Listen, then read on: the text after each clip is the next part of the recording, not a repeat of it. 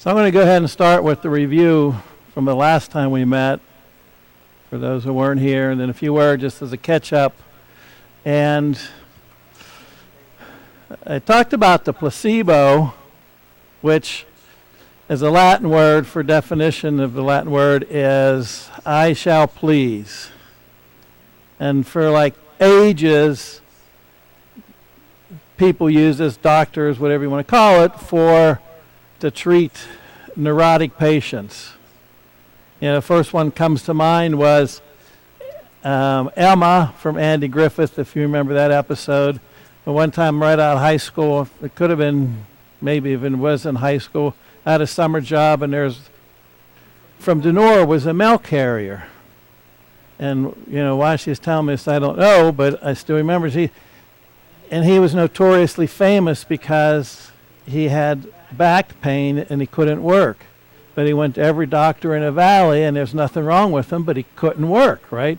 So that was kind of the quote, the typical neurotic patients. So they'd give him some inert medicine to satisfy him. But it wasn't until like the late 19th century that this placebo effect was really taking ground and to get a new look at it, and so I'll term the modern medical science start looking at this. But then the big paradigm shift was 1953. Somebody did some research, published an article in the American Medical Association Journal, The Powerful Placebo Effect.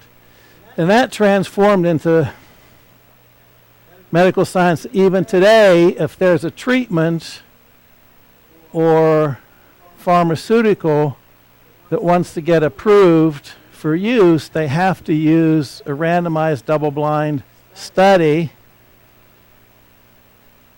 because of the placebo effect.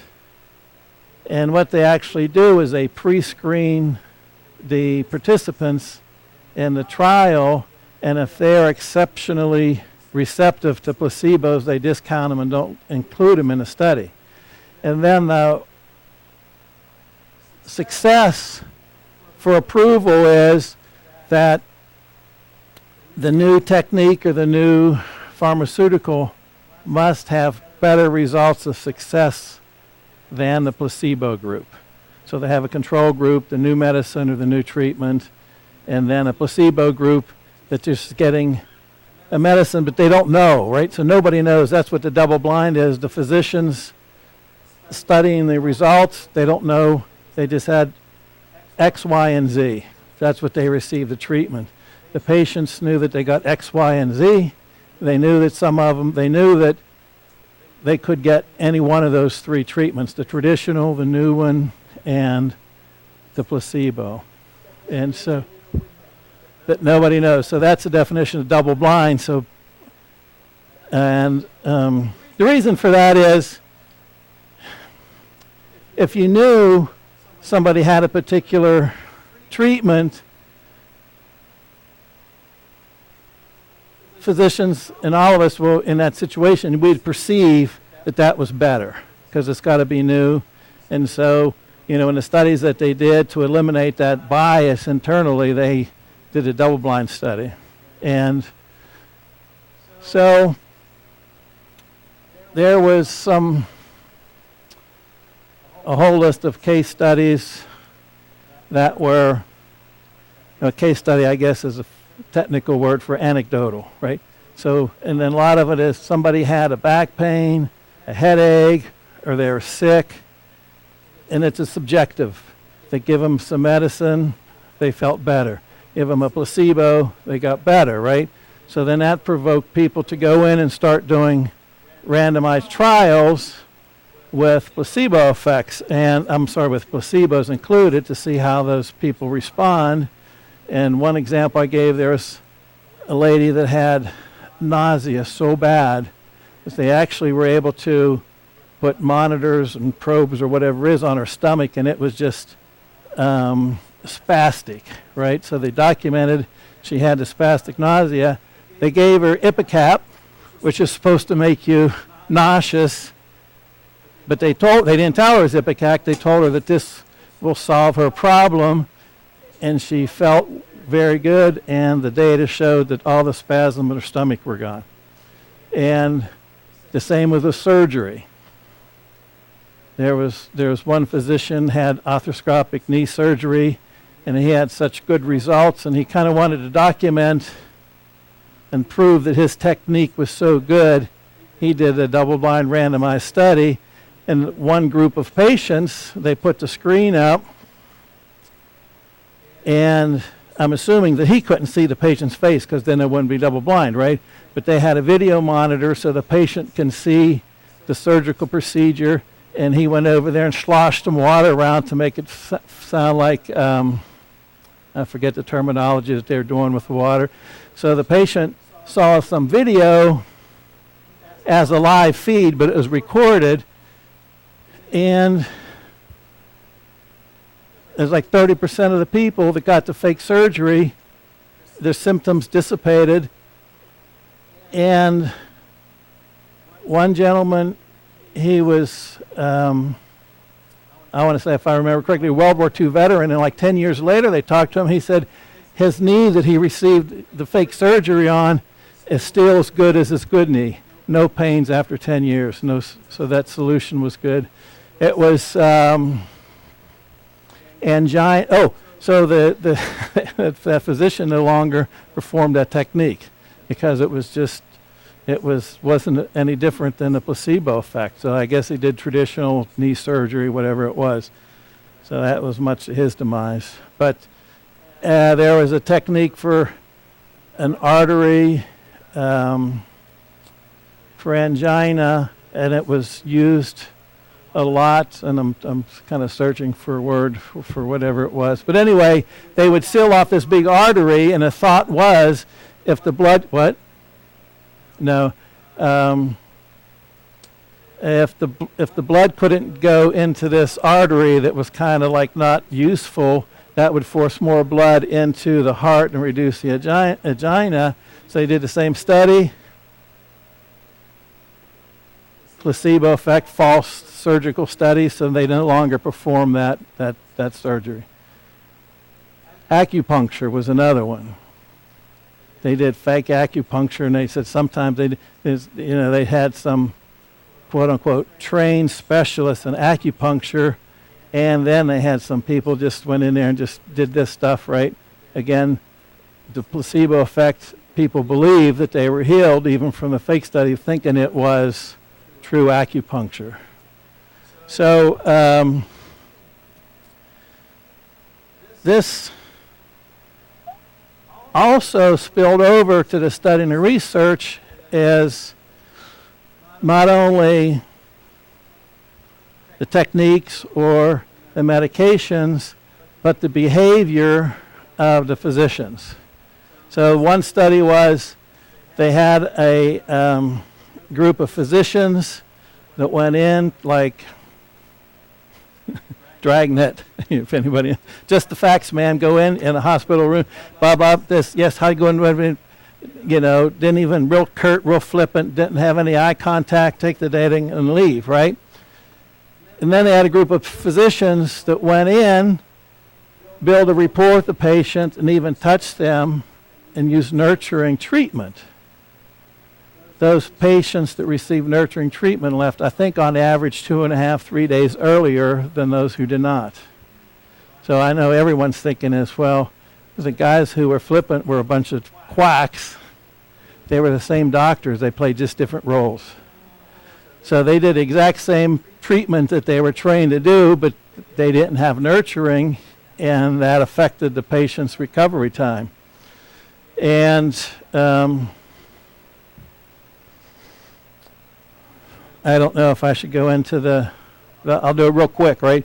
There was a patient that was on his deathbed within hours, and it was Friday. And to build up with that, he heard, and this was, I want to say 50s, 60s, 70s. So it was pre-internet, I'll put it that way, right? So he heard somehow through periodicals, news, or the TV, and at the time it would only be 3 or 4 channels, right, ABC, NBC, that there was this new drug available, and he was convinced that that would save him from this cancer that he had. And he had tumors throughout his body, and they had to drain, I think, like a quart or two of fluid from his lungs just so he could breathe every day. And he just worked on his doctor, get me in that trial, get me in that trial, get me in that trial. Well, to be a participant in a trial, you had a life expectancy of 3 months. This guy had like 3 hours. So the physician said, look, send me the medication. Don't include him in the study. We're just going to give him his final wish, right? Shot him up with this medication, and the physician realized, he planned on not seeing this patient on Monday when he comes around, right? Who's he see walking down the hall Monday morning? This patient that received this medication, right? So, like within days, his tumors reduced by half size. They cleaned and everything like that, and he made tremendous progress. And he may even went home.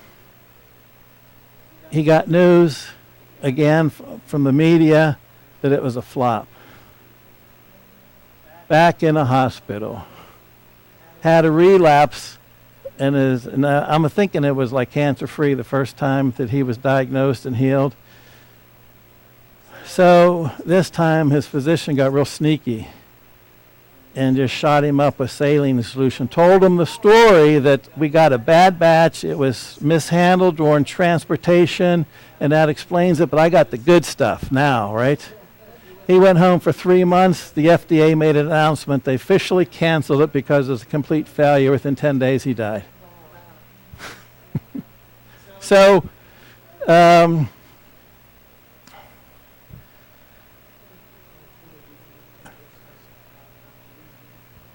that you're right there, because it's funny as the technology or the science or the modern physicians who claim that they can't heal. Even if you go to one of their websites, I forget, it was some disease organization, and it's this website for some massive diseases in this database, and you click on it, patient care and everything. The first thing that pops up is how to manage your situation, right? So I was surprised looking at it they did mention a cure word, but you got to really look for it. But this term that they use is spontaneous remission.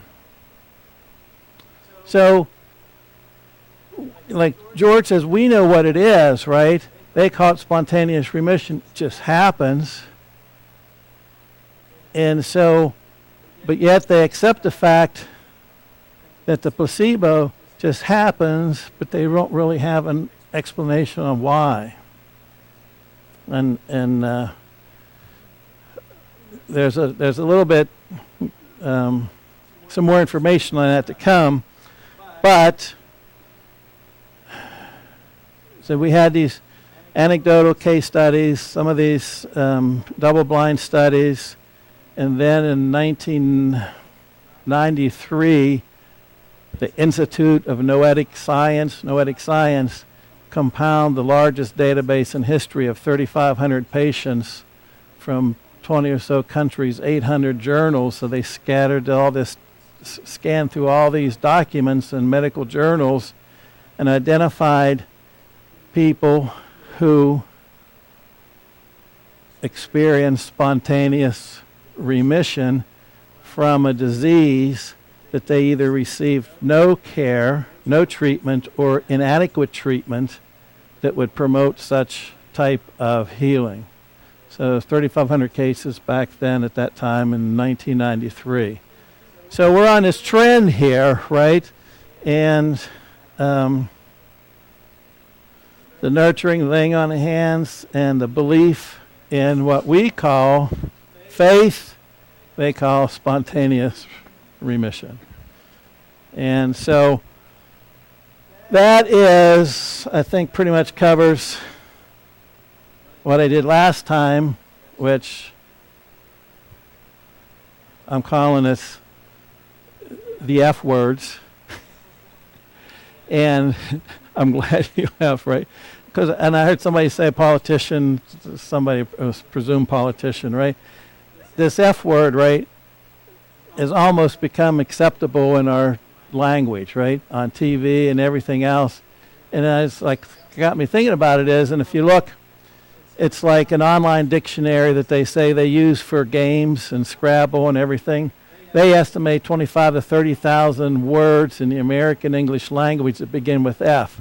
But I say F word, everybody immediately knows what that is.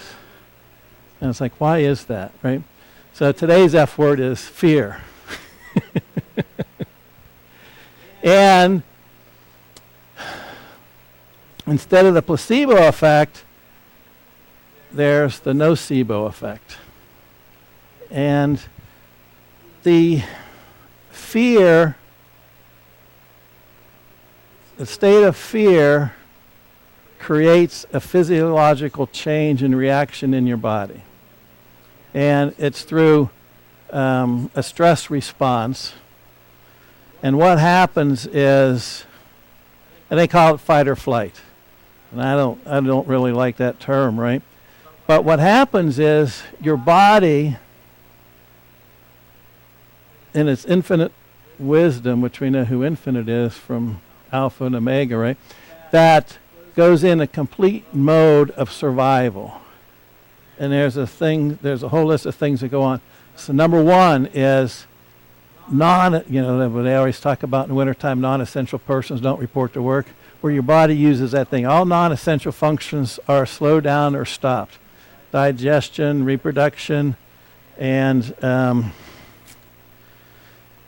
blood is, and so through constriction of arteries and all that stuff, it diverts blood away from these things. Your skin becomes non-essential, goosebumps arise, blood is increased to the brain, your pupils dilate, your large muscles get more blood so you could run faster. Dilated pupils allow you to see threats, find an exit path. Your brain gets more blood so you could think faster for survival. Stomach acids go up, and enzymes increase in your stomach. Let's see. We're going to have to cheat here where these things are because I think it's so cool, interesting. Okay, your metabolism increases. Glucose is dumped into your bloodstream, and it gives you a boost of energy. And digestive enzymes go down because you're not digesting any food. And if you just ate, chances are you expel that and you don't need it anymore, along with other functions.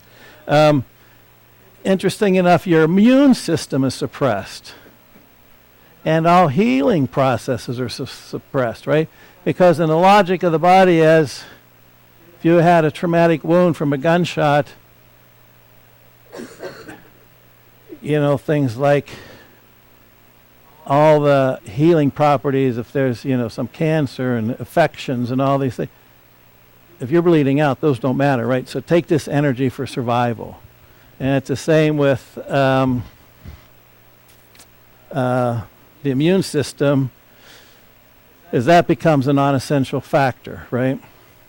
So that's all well and good for your survival, but the hiccup is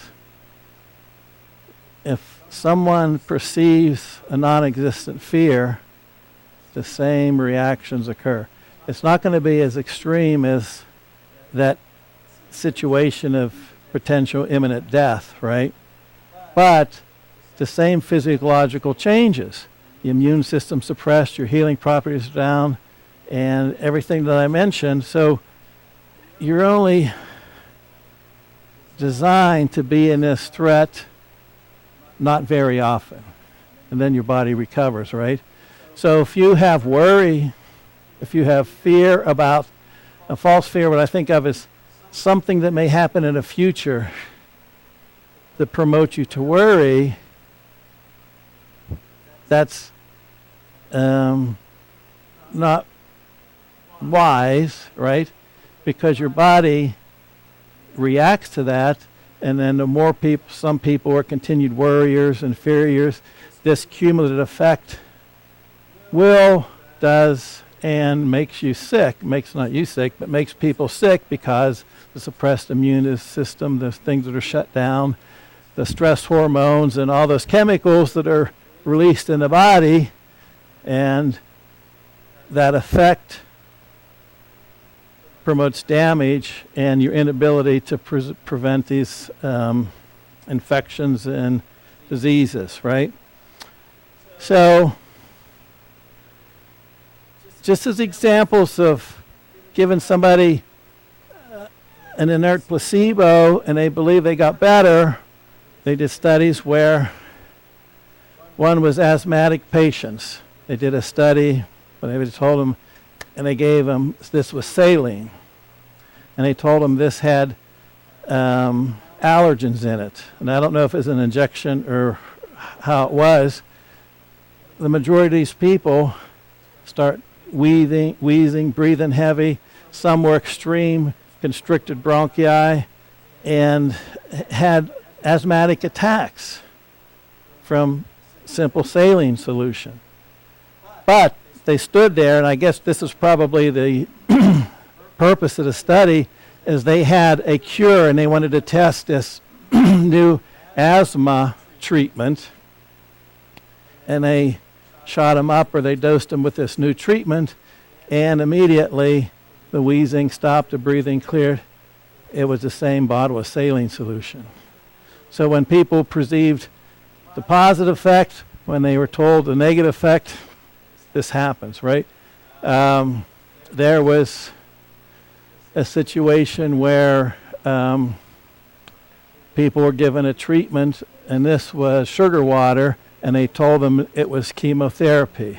30% of the people went bald. Because they perceived it was a chemo treatment, chemotherapy, and they said, well, if you have chemotherapy,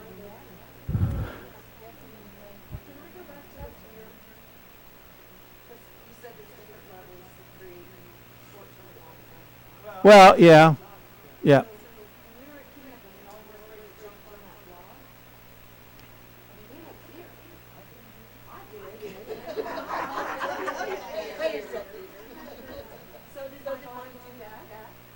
Yes. So there would be, I believe, probably the first major one is the cortisol levels increase your body, and it's, it is fearful. There's height, and there's, it's real, because you're not, jumping off these things. It was some level, and you probably may have noticed if they measured, like the pulse rate probably increased and things like that. And yes.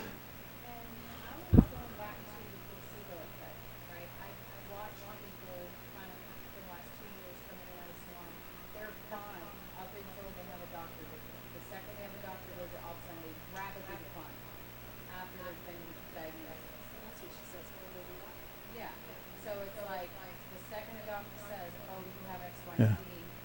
All of a sudden, this lady Ellen Brown was perfectly fine. Every single time, never missed her appointments. But all of a sudden, she had a doctor's visit. The husband told her she won't be coming back. She's got stage whatever dementia and da-da-da-da. And I'm like, I could have never told you that she did it before that. But when she was diagnosed, it was like, Yeah. rapid. And that's we'll see more of that, an explanation for that, right? And so there was a dopamine study, and they took patients and they gave them money and measured how much dopamine was released. There were some patients had more dopamine released when they received money. They correlated that those people were more sensitive to placebos. Those are the ones that were discounted from the medical trials. So there's responses that's documented with the dopamine studies, right? Now, this one is right up that you're talking about. Is they did a study of Chinese American population with diseases born on the year of the rat in the China. You know how the Chinese calendar has all these symbols and everything like that, where this is bad and good and everything. The people who believe strongly in that, who are the Chinese Americans who had this disease, died 5 years earlier than the control group. The control group is randomized American society. So the thought is, or the observation is fear can kill. That's it, yeah. And here I have to go back to my list, right? I know one, and I know Pastor Elizabeth probably knows this, right? In medical schools, the official term is med studentitis. So much so that the clinics coordinate with the physicians, the professors. What they're studying is because they're doing the liver, everyone comes in with liver symptoms. They're doing hearts, they all have hearts things. They're doing diabetes, they have diabetes thing. So, yeah, I'm sure at first time they were treating these people, and then they realize they catch on, so they get prepared whenever people come in with liver issues, and they're teaching liver performance this semester. You know, just give them some sugar water and pat them on the head and go by. But asthma. Oh, the fake brain monitor. They did medical students and they gave them a brain monitor and said for whatever reason, but they said, be wary that you may experience a current pulse through your head, and the side effects will be headaches, right? So many people got headaches. The brain monitor didn't have anything in it. There was no current. Oh, the multiple personalities. Timmy loved orange juice. Could drink it all day long. When his alter personality comes in, blisters and hives breaking out. When he comes back, the hives are gone almost instantly and the blisters start to drain out. And there was one girl that was a diabetic. Yep. And they could measure the glucose levels and bam, bam, just like that, right? And so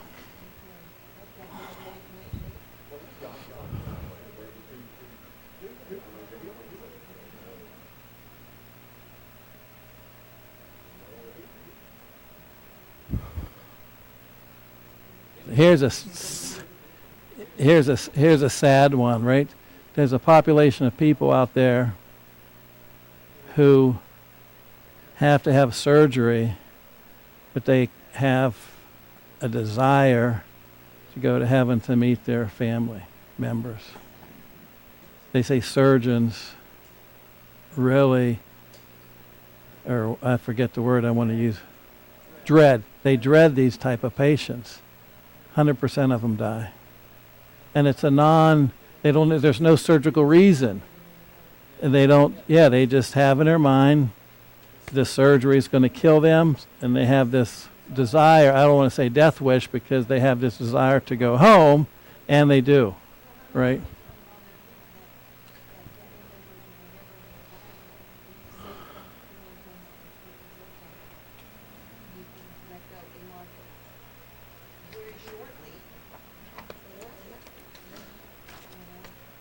One guy had stage fright to give a speech. Bam, he went dead. There was one gentleman, he's 35 years old. 35 years old. He was accused and arrested for robbery, and the last thing he said to his attorney, he was scared to death. Bam, hit the floor down, dead. One 4-year-old boy was afraid of rain, got caught in a rainstorm, dead.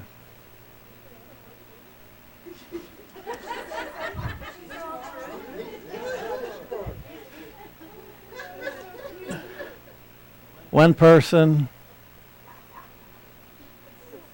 this gentleman had some of these he hasn't compounded yet when the author wrote the book, but they interviewed him personally. One person passed away during the Passion of the Christ. And all of these were typically cardiac events that shouldn't have been, right? And it was just, again, the stress and the fear elevated so high, which is,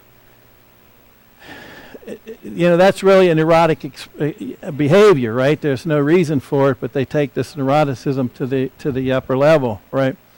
So I want to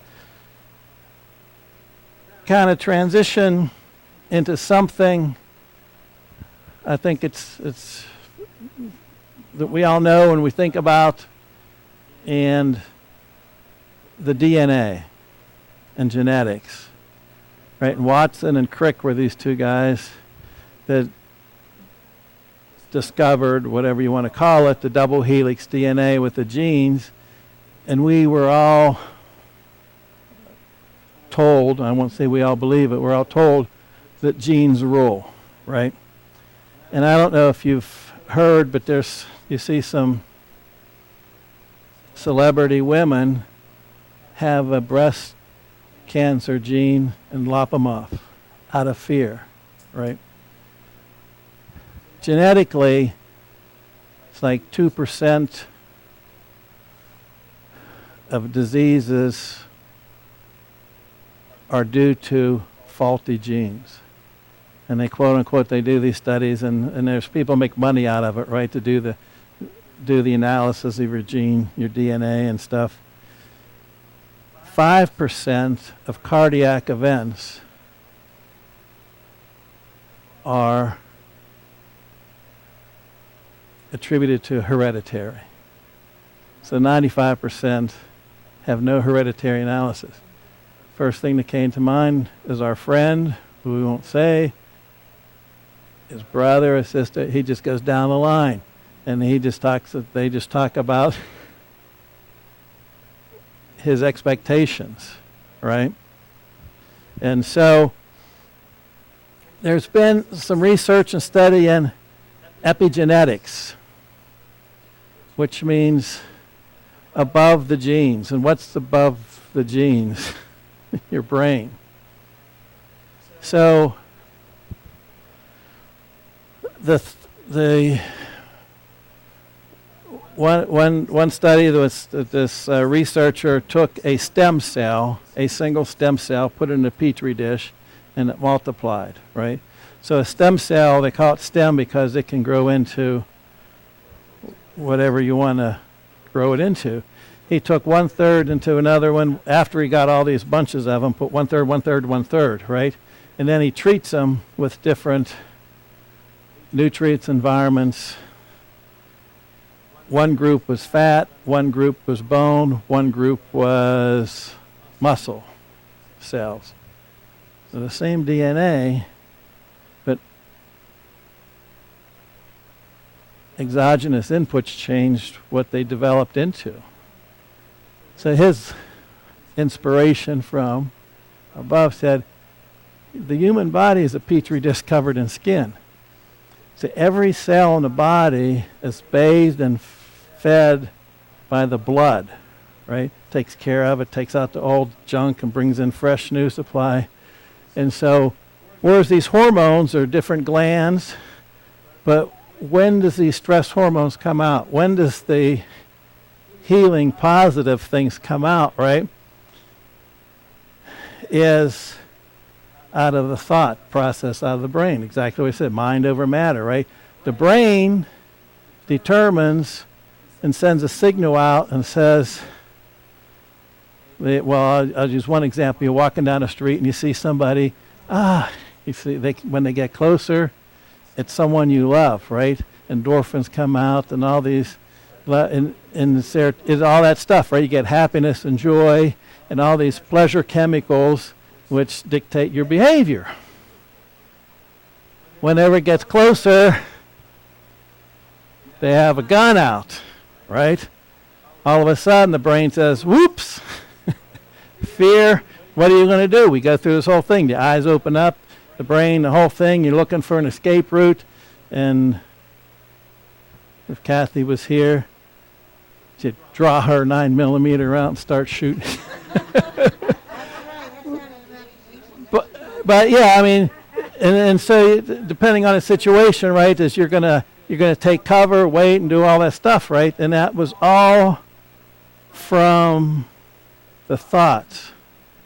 So the thought sends these things out to the nerves, to the glands to produce these hormones, and the blood rushes them out to all the interested parties, and behavior takes place and results in that, right? So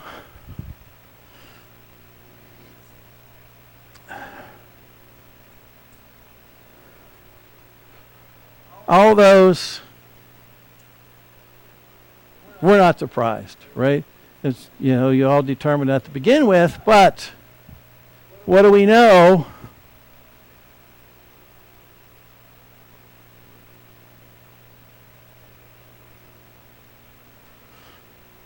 That we have knowledge in the Bible of power of the tongue in Proverbs 18:21, right?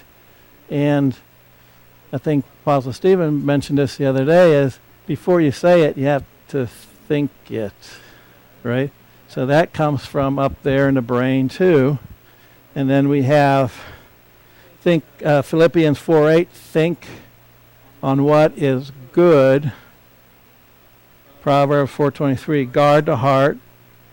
2 Corinthians 10:5, control thoughts. God's higher ways, Isaiah 55:8-9. And then Apostle 141:3, Psalms, guard your mouth. Again, on what you're thinking. Renew the mind. Romans 12:2. Philippians 4:6 and 7. Peace through prayer.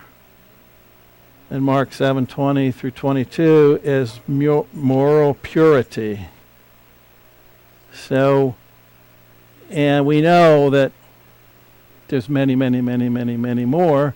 And 2 Timothy 1:7, of all the things to say, we were given not a spirit of fear.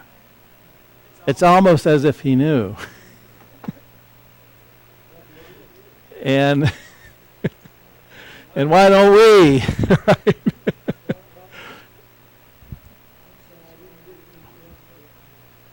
That's okay.